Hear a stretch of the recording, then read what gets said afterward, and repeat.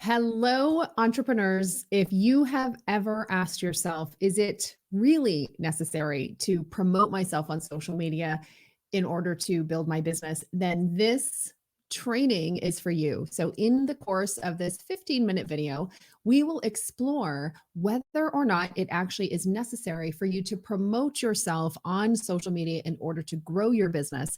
And I will also share 5 strategies, 5 social media marketing tips that I have personally used to join the 2% of women entrepreneurs who generate over 7 figures in revenue and build an amazing powerhouse team of other people to support me to do that. So I'm Eleanor Beaton. This is the 2% Scaling Strategies for Women Entrepreneurs, our weekly show where I teach intelligent, practical tools to help women entrepreneurs like you build a market leading business.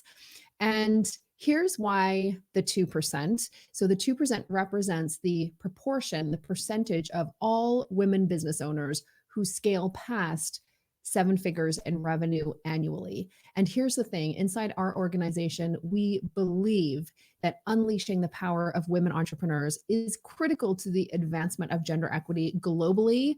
Our mission is to double the number of women entrepreneurs who generate more than 7 figures per year by the year 2030. And we're going to do that through teaching, advocacy, and education, both as sort of coaching, advocacy, and education, both inside our programs and through great platforms like this LinkedIn Live. And how do we do it? We do it by supporting women entrepreneurs to think, communicate, and get paid like 7-figure CEOs. So if you are here with me on the show, please come on out and introduce yourself in the comments. And I'm curious, I want to hear from you. What do you think? Do you think that it is necessary to promote yourself on social media in order to grow your business? I want to hear. I'm curious about what you have to say on this topic.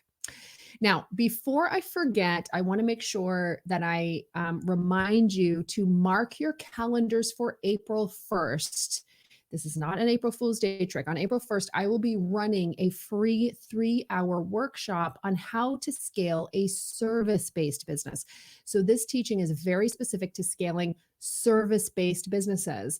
I get that question a lot. I was at a networking event recently and it was coming up again and again. Outside of, we know that we can do an online course. We know that we could potentially do a group coaching program, but outside of that, how do we scale a service-based business? How do you stop trading dollars for hours and really build a business that can grow bigger than you when what you sell right now is a one-to-one type of service offering? So if you go to scalemyservicebusiness.com, scalemyservicebusiness.com, you will see an overview of this free 3-hour workshop. So head on over while you're listening to this live, go to scalemyservicebusiness.com. You'll see the link. Marie will go ahead and put that in the comments below. Go ahead and get yourself registered. It's going to be a really, really powerful masterclass. And here's why I'm so passionate about this. So much of the business intelligence and wisdom, my bookshelf over here, I can see it right from here, is filled with incredible books on growing and scaling businesses that have all been written by men. Excellent information, but women, we build our businesses differently. We lead differently. And I think it's really important that as we are growing our business, we are looking at material that is also made by women for women. Okay, so head on over to scalemyservicebusiness.com and you can take a look at the training. If it's something that you think would be valuable for you, go ahead and register and we'll see you on April 1st. Okay, let's get down to the issue at hand. Why do you need to promote yourself on social media in order to grow the business? And so I kind of take a step back from that and ask, okay, is it necessary? Well, really, we know that the only thing that's really necessary to do is to kind of breathe and, take care of yourself. So keeping in mind that you don't need to do anything you don't want to do, I think it's a good question. And behind that question is another question, which is why would you want to promote yourself on social media in the first place? Okay, so let's take a look at why I would want to do it in the first place in order to figure out if it's something that you actually need to do in order to grow the business. So there's 2 reasons that an entrepreneur would want to promote herself on social media One reason is pretty obvious, one is not so obvious, and I'll get into both. But ultimately, um, social media and promoting yourself on social media, sharing your story, marketing yourself, marketing your business on social media fulfills two needs. So, need number one, you want to get in front of your market. You want to be visible to your ideal clients. This is huge. Marketing is a central activity that has to happen inside a small business. And, I routinely see that entrepreneurs underestimate the importance of marketing. They're not spending enough time on their marketing. I think as a founder, whether you're running a service-based business or not, it's really important that as a founder of a small business, you are devoting half your time to understanding marketing this and to executing on marketing inside your business. It's really critical. This is the oxygen flow, into your organization, right?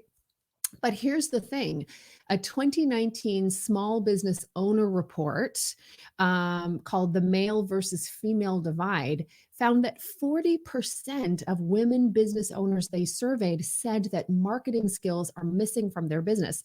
Incidentally, this number was 24% greater than men, the number of men who responded this way. So marketing is critical. We have 40% of women business owners who are saying, look, I need to build up my marketing skills, and we're spending a ton of time on social media. So you can see why, being present on social media, which can help you be seen by your market. We spend about 2.5 hours per day on social media. It's where people are. And so the question of why we would want to be on social media, because that's where people are. That's where our market is. All right. So that's the first reason. And the second reason is not quite as common, but it's also really important. Social media and being present on social media and sharing your story on social media also fills an emotional need.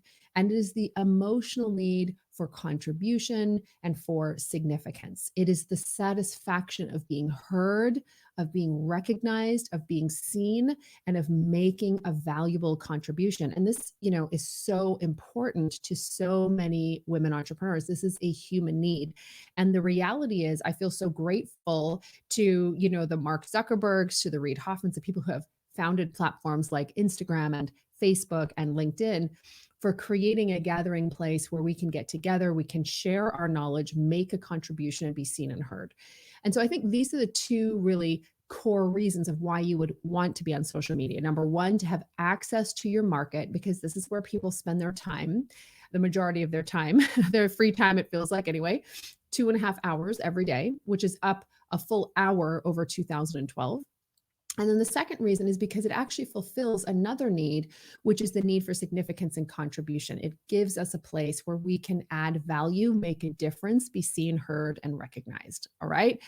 So to answer, that's why we would want to market ourselves on social media. But is it necessary? Is it necessary to do this in order to build your business? And the answer is no. It's not necessary to be present on social media as long as you are able to fulfill these needs elsewhere. The ability to make a contribution, but also the ability to get in front of your market. So I want to share a couple of different examples. I can remember several years ago, I don't remember where I heard about a writer and a writing coach named Alexandra Franzen. Okay.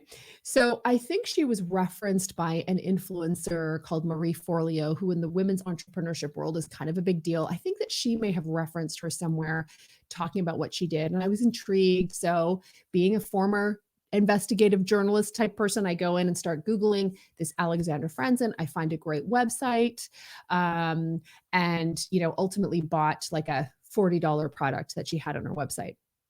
This is a person who does not have a social media footprint. She's not on Facebook, not really on, LinkedIn or other social media places. She's really not marketing herself on social media, but she is very well known in her space. Why? Because she forged relationships with influencers who then talk about her, send traffic to Alexandra's blog, where people like me can read her stuff, fall in love with her, and buy a product. So here's an example of someone who was not on social media, but who leveraged influencer marketing to build an audience without social media. So this, for those of you who are just like, no, I do not want to be on social media, what you want to think through is what are other relationships, what are other vehicles that can deliver the traffic and eyeballs attention to the work that you do. So there's one example. Here's another example. I have a client who sells leadership development programming, and she would be specializing in sort of larger deals, which she's selling into the corporate market, anywhere from 30 to 50 to $70,000 a pop, per contract. And she does not have a social media presence. That is not how she is building her business. And so an example there is that in her case, she really niched down. So there's a very specialized focus of her teaching. So the focus of her teaching is very specialized, and the industry is very specialized. So she concentrates on a very specific industry. So specialized focus, specialized industry. And so from that place, she's very well known for something very specific. Her message is very specific and clear.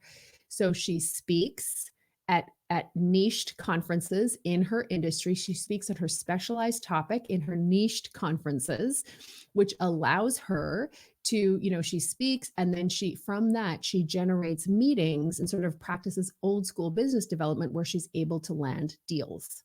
Again, so another example of how you can totally build a business without promoting yourself on social media. It is very, very possible, and people are doing it every day.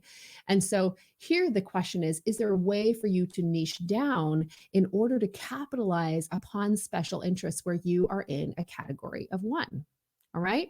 So I'm sharing these examples to really inspire you and show you that, of course not. You do not need to be present on social media. You do not need to market yourself actively on social media in order to build a sustainable and lucrative business. And these are some examples of great women entrepreneurs who are doing just that. And here's the thing. I'm a big fan of using everything you've got at your disposal, of being incredibly resourceful. And as I said earlier, I appreciate that we have access to social platforms like this where we can reach people, where we can amplify our message. And so for those of you who are like, I understand that I don't need to be present on social media, but I would like to be present on social media. I wanted to share 5 tips and some personal stories from how my company has used social media to amplify our message, to build our business. And these are tips that, they're proven and they're a little different from what you might hear elsewhere. So if you're game to hear them, I will dive in. So the first tip, and this is really important when you are engaging in social media, is to stand for something. Know your message, okay? And this is really important because I want you to think about social media as a crowded marketplace. And you have a stall inside that marketplace. And in order to make your stall a destination, it's really critical that people understand what they come to you for. So for instance, there's this one stall, I don't love farmers markets. I don't like the crowds. But there is one farmer's market that I appreciate, and there is one stall in that farmer's market that I really appreciate because they have the best cheese. Okay, they have amazing European cheeses. And so for me, it's about, I know I'm going to go into that crowded marketplace and I know what that stall is all about. I know what I'm going to get there. It is very reliable. There's high value for me to go there. They stand out in my mind. Okay. So it's huge and critical. And that's why we do so much work with entrepreneurs around making sure that they have nailed their message, because you want to stand for something. You want to know your message. And very often when I'm talking to people about having a powerful message, I'll find that they may be feeling like they need to be super exciting with their message. They need to be different from everybody else who's out there.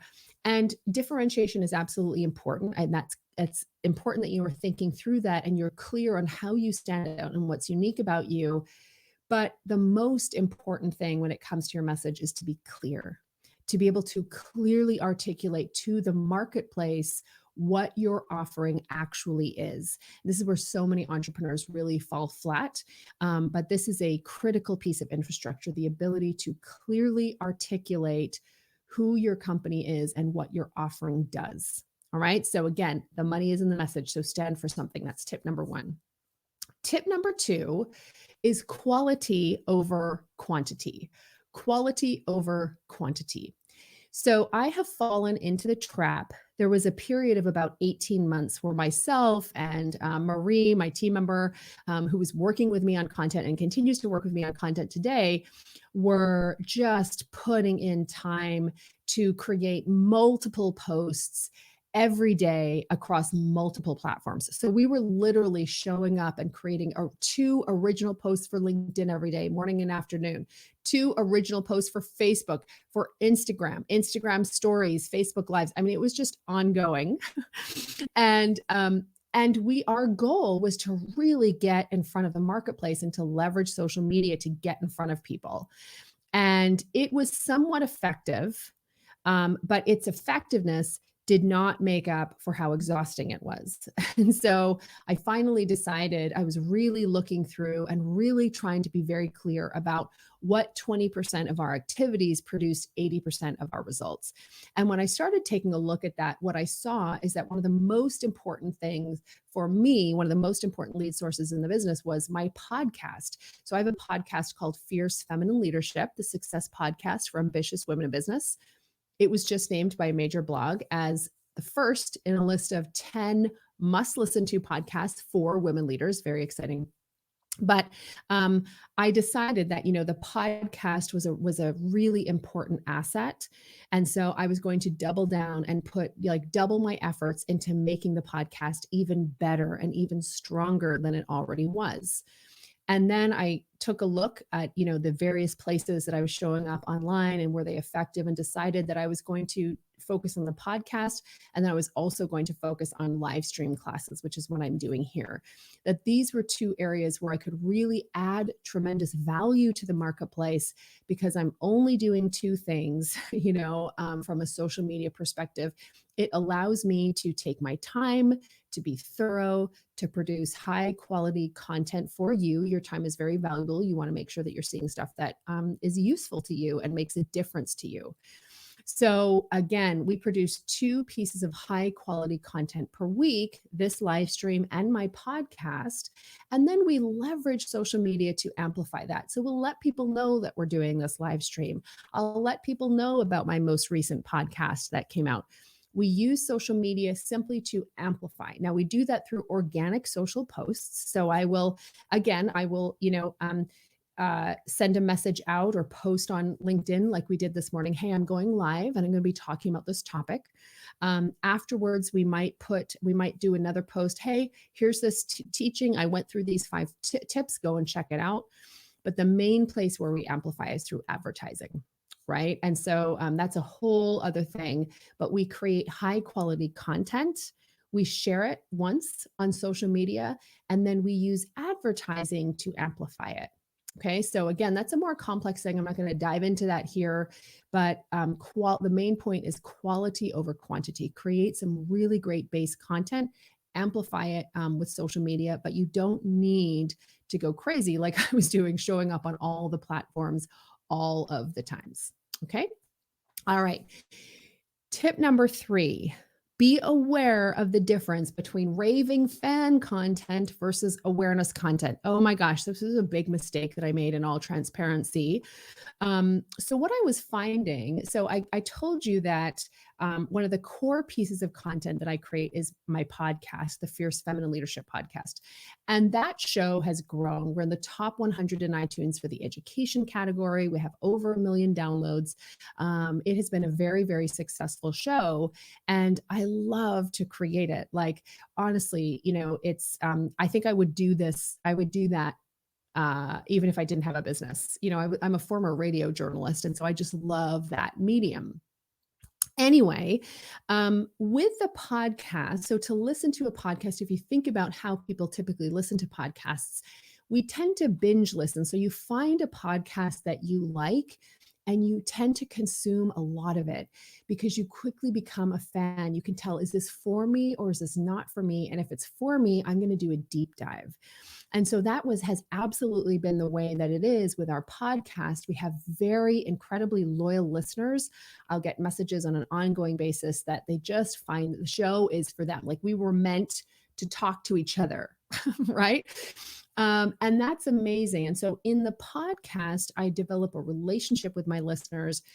There's a relationship there. We are mutual fans. I'm big fans of them. They're big fans of me. And that is a fan-based place where I can take them a little deeper. I can take them behind the scenes. I can tell them about my story. I can, tell them a little bit about what I'm working on and what's going on. And then before I launch into what I'm talking about on the show. All right. That's raving fan content. There's another type of content which I really underestimated for a long time. And that type of content is called traffic content. So this is content, social media marketing content that you create for people who don't know you very well. And I would say that here on the 2%, I'm talking about very practical strategies. I'm answering the questions that people have kind of at the tip of their tongue. I'm paying a lot of attention to the questions that incredible women entrepreneurs ask, and I'm answering them on this platform because I consider this to be a great platform for people who don't know me. I have thousands and thousands of connections here on LinkedIn, which is just amazing. I'm so grateful for all of them. I don't necessarily know all of my connections that well. And so they don't, and you don't necessarily know me all that well. So it's really important in a venue like this, where you're kind of scrolling through LinkedIn and now you see my video. It's really important that I'm answering specific questions, that I'm meeting you where you are, that I don't assume that you know a lot about me or are interested in my story before I start talking, before I start telling you this.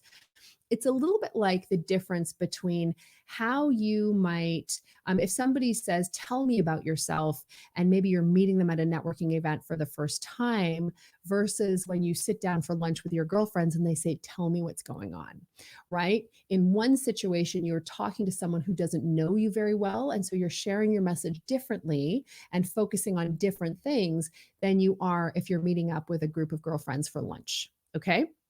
So raving fan content versus awareness content. And so the teaching that I would have there, and again, I think the big thing that took me longer to learn than maybe it should have, longer to master, is that initially a lot of the content that I was creating and sharing on social media through my company was really designed for our raving fans. It was really designed for people who already knew us. And one of the switches that I made is that I became very intentional about where I share that type of material. So I share it with my clients inside our programs, and I share it on the podcast. Broader content, traffic content, content that is really intended to start a conversation between me and people who don't know me very well. That's where, I call that traffic content, and I am intentional about where I share that. And I tend to share more of that in a social media setting. So the big takeaway here for you is to be intentional about, is this raving fan content or is this traffic content? If it's raving fan content, you can assume that you have more of a relationship, that they're more familiar with you and your work. If it's traffic content, this is about building awareness, and it's really critical that you meet people where they are, that you're answering questions that they have, and you don't make assumptions that they know who you are or about your work. Okay, so that is tip number 3. Tip number 4. Be cautious and realistic about your expectations in terms of payoff. So I'll give you an example. We do both advertising on social media and organic social media content. So for instance, I have the podcast I told you about, we'll share it. One of the questions that my clients have who are starting podcasts is, when will it start to pay off? How quickly can I expect to pay off from the podcast? And it's a great question. And what I would say is, if you want immediate ROI from your podcast, then don't do one, because again, a podcast is where you're really able to start building a relationship with your listener base. If you want immediate ROI, immediate exposure, maybe go be a guest on someone else's show, as a great starting point. So with advertising, you're much more likely to see a payoff over 1, 2, 3 months versus some of your more organic content where you're really starting to build a relationship.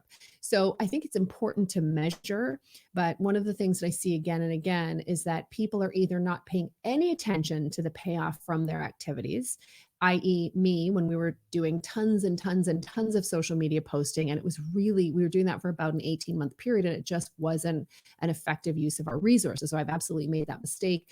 And then the other mistake is being too impatient for your audience building efforts to pay off. It takes time. You have to build an audience, build a relationship, and then be artful in terms of how you leverage that relationship to build your business.